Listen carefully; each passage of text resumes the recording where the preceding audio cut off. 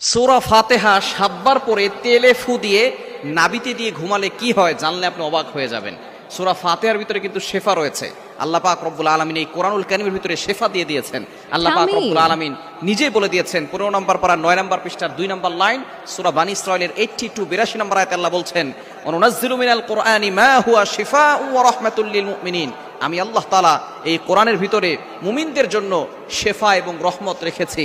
আল্লাহ পাক রব্বুল আলামিন মুমিনদের জন্য এই কোরআনটাকে শেফা স্বরূপ রহমত স্বরূপ নাজিল করে দিয়েছেন। সুতরাং সূরা ফাতিহার ভিতরে শেফা রয়েছে। সূরা ফাতিহার ভিতরে কিন্তু শিফা মিন কুল্লি দা, সকল রোগের ওষুধ আছে।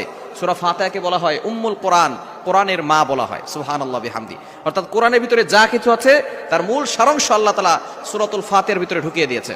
সূরা ফাতিহার ভিতরে অনেক শেফা রয়েছে এবং তেল খুবই গুরুত্বপূর্ণ একটি বিষয়।